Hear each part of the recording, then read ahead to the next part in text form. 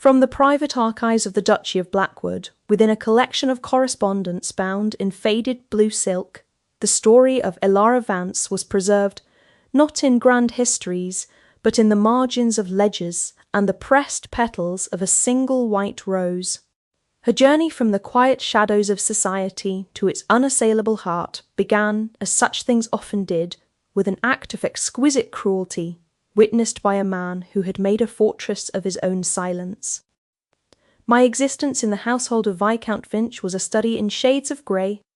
I was his betrothed, a bargain struck by my late father to settle a debt of honour, and I moved through his cold London townhouse like a ghost, my presence tolerated, but never welcomed.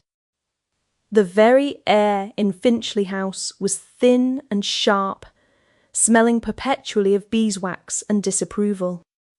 My days were measured by the chiming of a grim-faced grandfather clock in the hall, and the clipped critical tones of my future mother-in-law, Lady Beatrice Finch. She saw me as a necessary but unremarkable piece of furniture, a sensible brown bird acquired to lend a veneer of respectability to their dwindling name. Viscount Warren Finch himself treated me with a careless indifference that was, perhaps, more wounding than outright disdain. He was a man sculpted from polished surfaces and shallow ambitions. His smiles were reserved for wealthier heiresses, his attentions for more dazzling beauties. I, with my quiet disposition, my modest dowry, and my gowns that were more mended than new, was simply the drab foundation upon which he intended to build his more glorious social life. I possessed an intellect he found tiresome and a resilience he failed to notice altogether. I was a winter of my own making, a landscape of polite nods and muted colours, waiting for a spring I did not believe would ever arrive. The impending Danbury ball was the talk of the season, a gilded affair that was to be the glittering centrepiece of the social calendar. For weeks, Lady Beatrice had spoken of nothing else, her words, sharp little needles pricking at my composure. She detailed the gowns she expected me to find unimpressive, the jewels I would never wear, and the matches that would be made far above my station. My own attendance was a foregone conclusion, a duty I was to perform with quiet obedience. My dress for the occasion was a testament to my situation, a pale silver silk, turned and retrimmed so many times it held the memory of a dozen lesser occasions in its very threads. My maid, Martha, a woman whose loyalty was my only true warmth in that house, had worked miracles with a few fresh ribbons, but we both knew it was a sparrow dressed in moonlight, trying to compete with peacocks. The night of the ball arrived on a wave of damp London air, and the clatter of carriage wheels on cobblestones within the Danbury townhouse. The world was a dizzying kaleidoscope of light and sound. Chandeliers wept crystals of fire onto the waltzing couples below. The air was thick with the scent of expensive perfume and hot wax. I stood at the edge of the ballroom, a small, still island in a swirling sea of silk and satin, while Warren flitted from one important conversation to another, a charming butterfly leaving me in his wake. It was near midnight when the serpent of jealousy, coiled so tightly around Lady Beatrice's heart, finally struck. She had cornered Warren near the refreshment table, her fan snapping like a tiny angry whip. I was close enough to be unseen, partially hidden by a marble column, but their voices carried, sharp and clear, over the swell of the orchestra. Lady Beatrice gestured with her fan toward Miss Annalisa Albright, an heiress whose fortune was as famously vast as her laugh was shrill. "Look at her, Warren," she hissed, her voice a venomous whisper. "Her father could buy this entire street, and you are shackled to that sensible little mouse." Warren, who had been preening under the attention of a minor baron, sighed dramatically. "Mother, we have been over this. The Vance connection is respectable, if not profitable. It secures the Western estates. Respectability does not pay for stables like Albright's," she retorted. "And what of the girl herself? She is a ghost at our table, plain, silent. You need a wife who shines, who brings a fortune, not one who mends her own gowns. I felt the blood drain from my face, a cold tide pulling all the warmth from my body. I pressed a hand against the cold marble to steady myself. The music seemed to fade, the glittering crowd blurring into a meaningless smear of colour. Then came Warren's voice, laced with a casual cruelty that sliced deeper than any sword. She serves a purpose for now, a placeholder. Think of her as a milch cow for a barren title. Once my affairs are in better order, perhaps a convenient illness might release me from my obligations. He chuckled a low, ugly sound. Until then, I must endure the drab little sparrow, a placeholder, a milch cow. A drab little sparrow, the words hammered into me, each one a nail in the coffin of my quiet dignity. The humiliation was a physical thing, a crushing weight on my chest that made it impossible to breathe. The room tilted, the laughter and music warping into a grotesque symphony of my own social execution. Yet through the roaring in my ears, a strange calm descended. It was the calm of the truly broken, the point where pain becomes so absolute it transforms into something else entirely. It became clarity. I would not cry. I would not faint. I would not give them the satisfaction of a scene. With a composure I did not know I possessed, I stepped out from behind the column. My spine was a rod of ice. I walked directly toward them, my gaze fixed on my betrothed. Lady Beatrice's eyes widened in theatrical shock, her hand flying to her chest. Warren's handsome face paled, his charming smile faltering as he realized I had heard everything. I stopped before him. The small space around us became a pocket of absolute silence. I did not speak. I simply looked at him, letting my eyes convey the entirety of his betrayal. I then slowly, deliberately, raised my hand and removed the small tarnished silver locket from around my neck, the one containing a miniature of my mother, the only piece of my own jewellery I had worn. I held it in my palm for a moment, then let it fall to the polished floor between us. It landed with a soft metallic click that echoed like a gunshot in the sudden stillness. Then I turned my back on him, on his mother, on my entire future, and walked away. I did not run. I walked with the regal bearing of a queen, abdicating a worthless throne, my head held high, my mended silver gown trailing behind me like a shroud.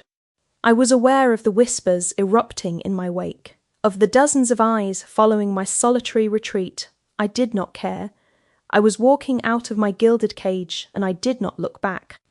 As I reached the grand archway leading to the foyer, a figure detached itself from the deep shadows of an alcove.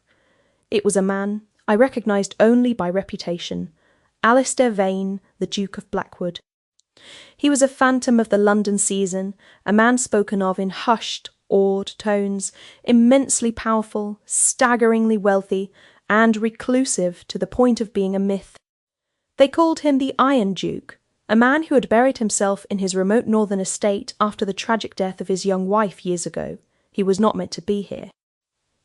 He was dressed in stark, unforgiving black, from his cravat to his polished boots, a slash of midnight against the ballroom's effusive gold.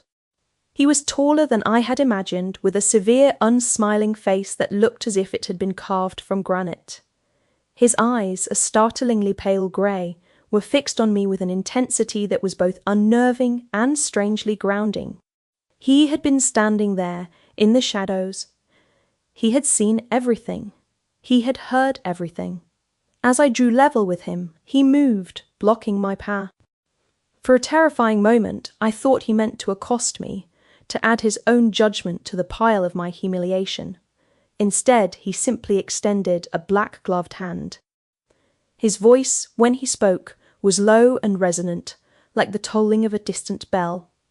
It held no pity, only a quiet, unyielding authority. "Allow me, Miss Vance." It was not a question.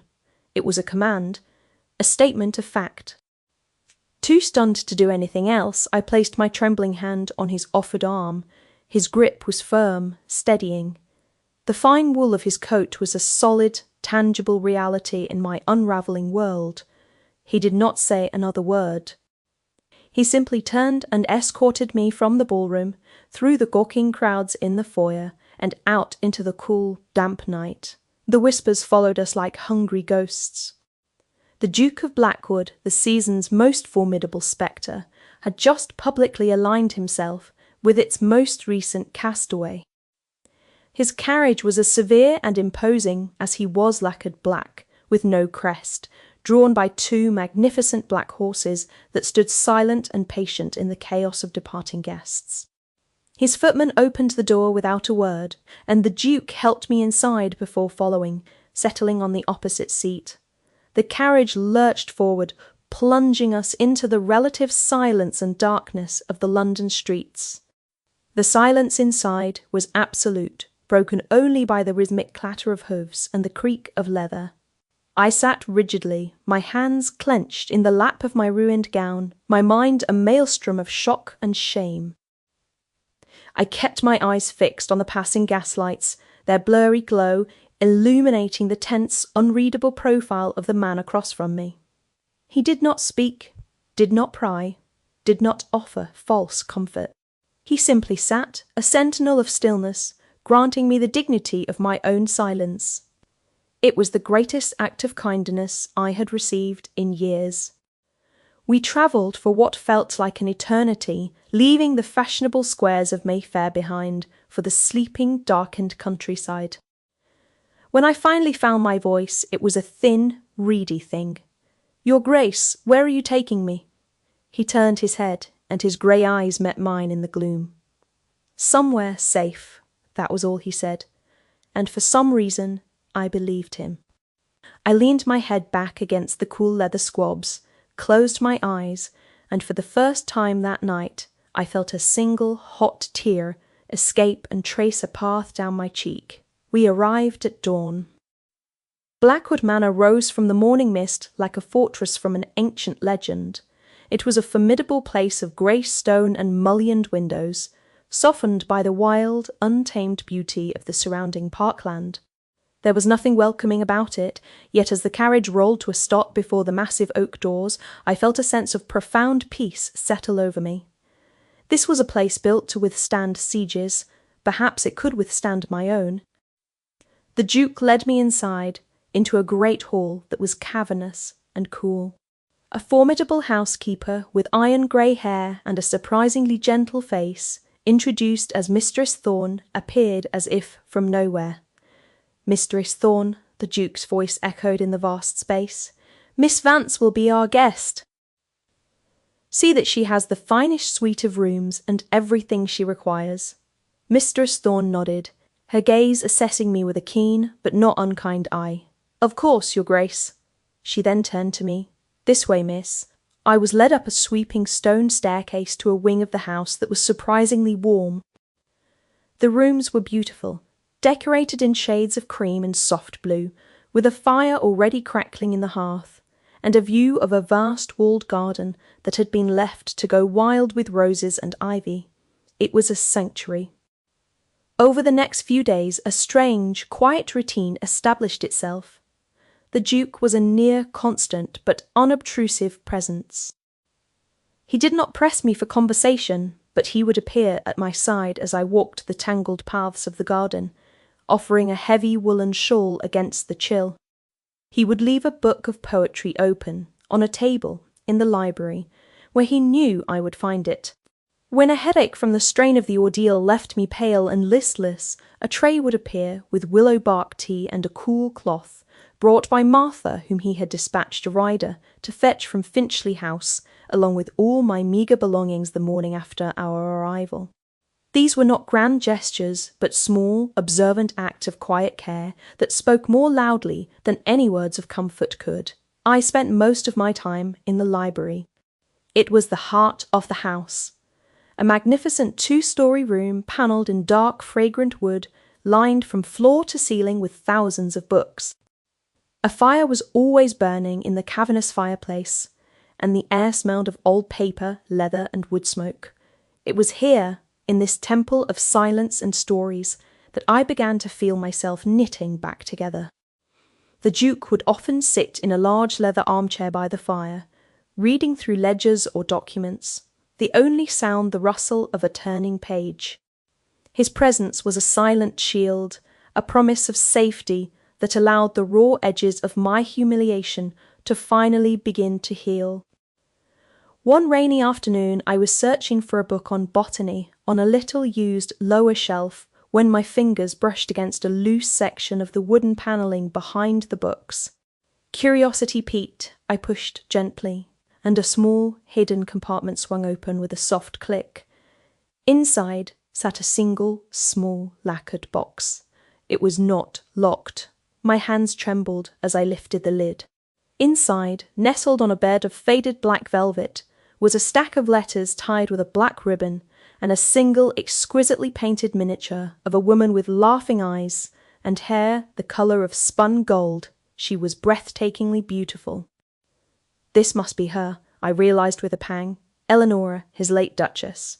Beneath the miniature was one letter, separate from the others, the ink on it still relatively fresh.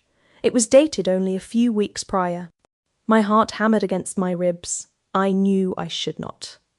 It was an unconscionable invasion of his privacy, but some force I could not name compelled me to unfold the thick, creamy paper. The letter was not addressed to anyone living. It began, "My dearest Eleanora." "Another season draws to a close," it read, the handwriting a strong, decisive script. "And London is as hollow as it has been every year since you left it. I go only to discharge my duties, to observe the endless parade of vanity and greed, and I find myself retreating further into the silence we once shared. But something has disturbed that silence, my love. A woman. Do not be alarmed. She is no threat to your memory. You are and always will be the sun around which my world once turned." My breath caught in my throat. I read on, my eyes devouring the words. "Her name is Elara Vance. She is betrothed to that insufferable peacock Finch. She is not a beauty in the way you were. She does not command a room with a laugh. She is quiet, like a deer at the edge of a forest, watchful and intelligent. I have seen her at 3 balls now, and at each she stands at the periphery, her eyes missing nothing. I have seen the way Finch and his harpy of a mother treat her. They see her as a stepping stone, a convenience. They are fools.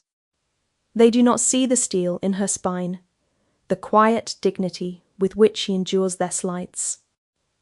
There is a strength in her, Eleanora, a resilience that reminds me, forgive me, of you." A tear I hadn't realised was forming, splashed onto the page. I hastily wiped it away. I find myself watching her. It has become a damnable habit. I feel a pull, a protective instinct I thought died with you.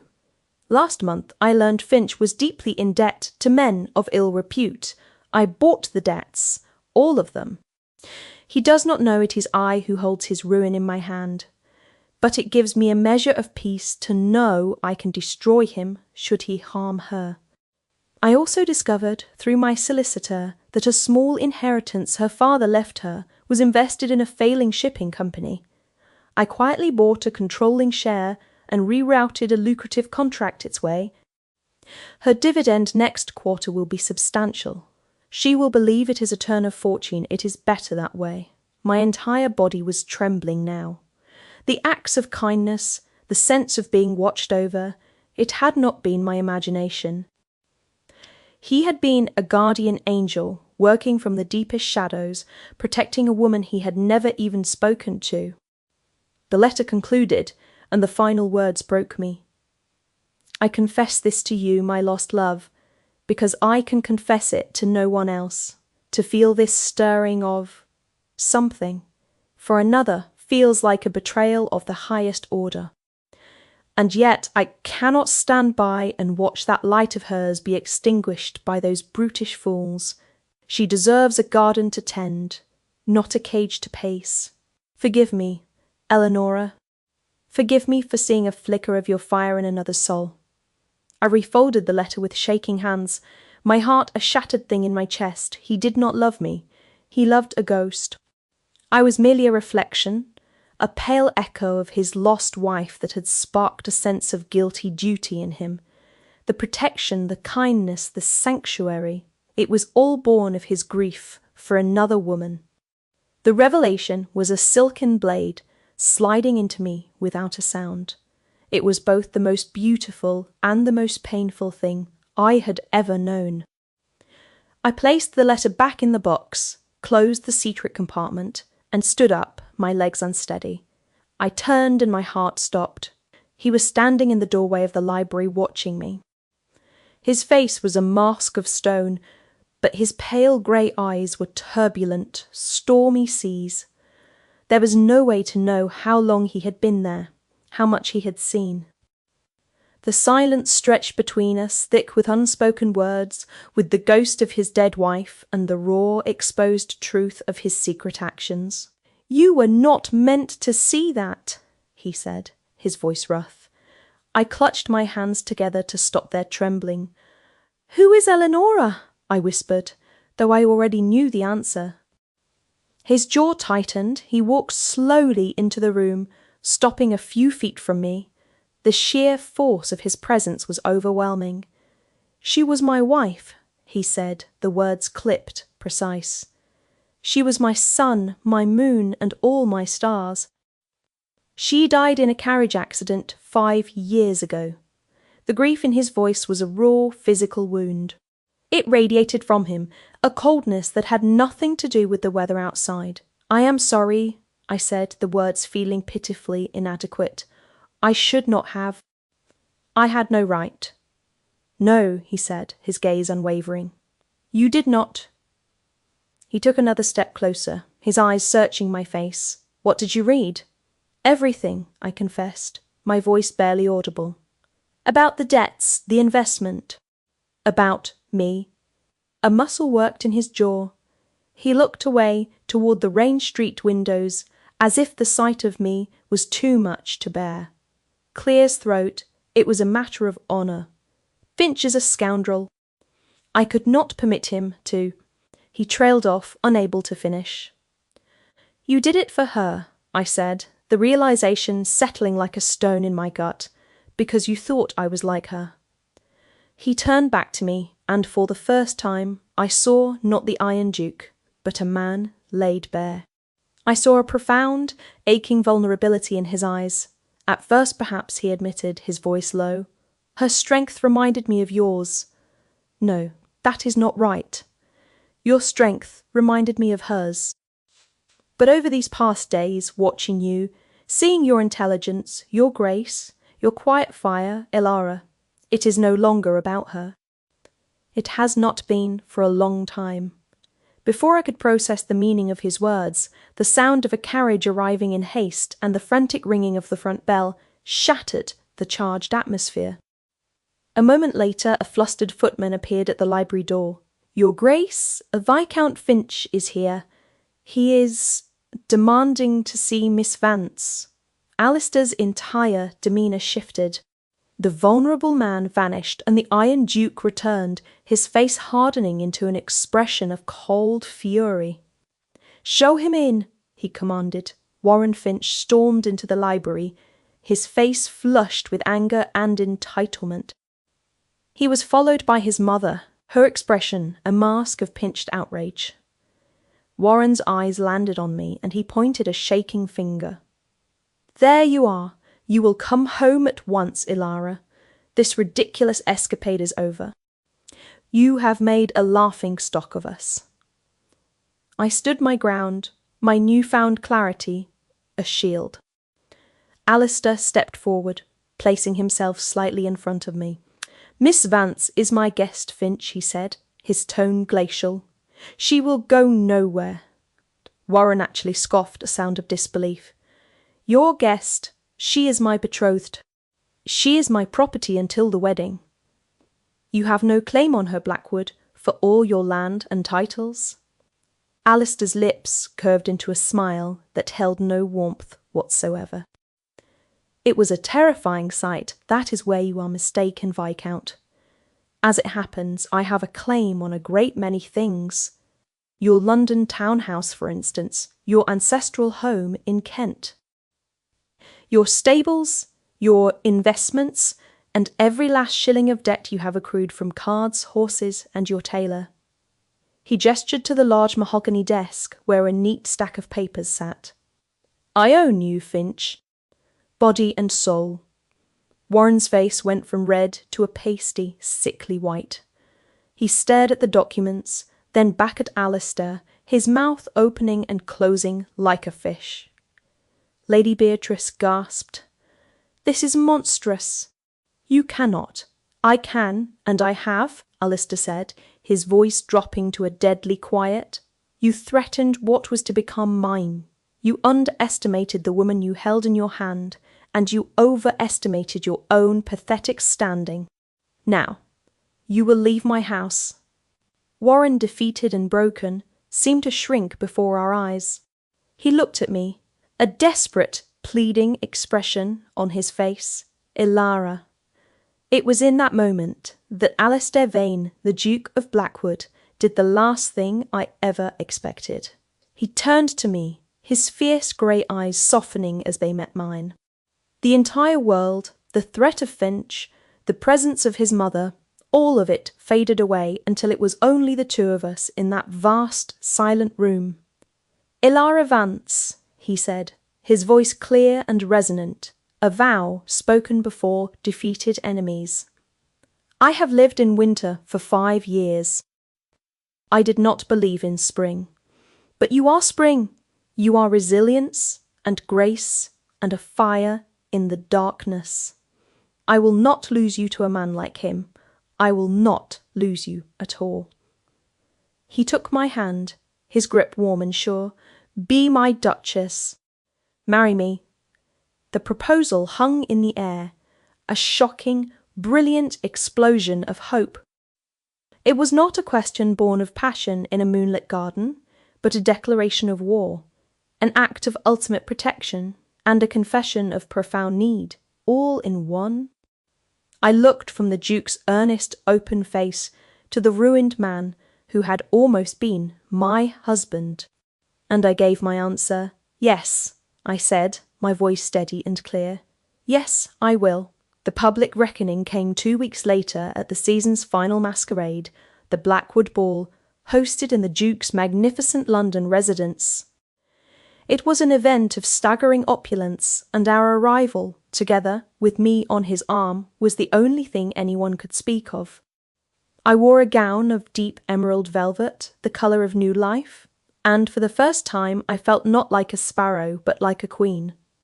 We found them, as Alistair knew we would, cowering in a corner, trying to maintain a shred of their former standing. Warren and Lady Beatrice looked haggard, their fine clothes unable to hide the desperation in their eyes. They had been shunned by a society that worships only success. Alistair led me directly to them. A circle of silence and anticipation formed around us. He did not raise his voice. He simply produced a sheaf of legal documents from his coat. Finch, he said, his voice carrying with lethal calm. These are the last of your debt notes. As of this morning, I have foreclosed on all your properties. You are destitute. He let the papers fall from his hand, and they scattered at Warren's feet like dead leaves. Then he turned to the assembled crowd. May I have your attention? He announced, his voice ringing with authority. I am pleased to announce my engagement to Miss Ilara Vance. She has done me the great honour of agreeing to become the next Duchess of Blackwood. A collective gasp swept through the room. The ruin was complete. The ultimate social prize had been given to the woman they had all scorned. Warren looked at me, his eyes hollow with the enormity of his loss. He saw not the mousy girl he had discarded, but the powerful woman I was becoming, adorned in the protection and adoration of a far greater man. I stepped forward my final act in this drama. I looked directly into his empty eyes. You sought a fortune, my lord, I said, my voice quiet but cutting, each word a perfectly aimed dart. I, a man of worth. It seems we have both found what we were looking for. I turned my back on him for the second and final time, took Alistair's arm, and we walked away, leaving him to the ruin of his own making. Later that night, on a balcony overlooking the sleeping city, Alistair pulled me into his arms. The noise of the ball faded into a distant murmur. He gently tilted my chin up, his grey eyes searching mine in the moonlight. "Alara," he whispered, his voice thick with an emotion he no longer tried to hide. "Eleonora was my past. You are my future." And then he kissed me. It was not a kiss of protection or of duty. It was a kiss of profound, breathtaking love, a kiss that promised a shared springtime, a new beginning built from the ashes of 2 lonely winters. It was the sealing of our bond, a silent vow that echoed, louder than any words. We were married a week later in a small private ceremony, and we retreated to Blackwood Manor. The imposing stone fortress did not feel like a cage or a fortress anymore. It felt like home. It became our sanctuary. A year passed. The wild-walled garden, which had so mirrored my own neglected state, was now thriving under my care. Roses of every colour climbed the ancient stone walls, and the scent of lavender and thyme filled the air. I had found my purpose, not just as a duchess, but as a partner. Alistair, in turn, had softened. The severe lines of his face were eased by frequent smiles, reserved only for me. The Iron Duke was gone, replaced by a husband who brought me rare books from his travels and listened with rapt attention as I detailed my plans for the estate. The silence in the house was no longer one of grief, but of a deep and abiding peace. One afternoon, as we sat together in the library, a letter arrived with the afternoon post. It was from Alistair's solicitor. He read it, and a small, satisfied smile touched his lips. He passed it to me. The letter confirmed the final disposition of the Finch estate. Warren and his mother were living in a damp, cramped cottage in a remote part of Cornwall, their names erased from the social register as completely as if they had never existed. I set the letter aside, feeling not triumph, but a quiet sense of closure. My past was a ghost, finally laid to rest. I looked at my husband, at the love shining in his eyes, and at the beautiful, peaceful home we had built together. He had buried his love for his first wife in years of silence, a grief so profound it had frozen his heart, and I had been broken by the cruelty of lesser men. But in finding his letter, in unearthing his secret pain and his hidden nobility, I had not only found the truth, I had found the man who had, in turn, found me. He had reached into the winter of my life and shown me that spring was not only possible, but more beautiful than I could have ever dared to imagine.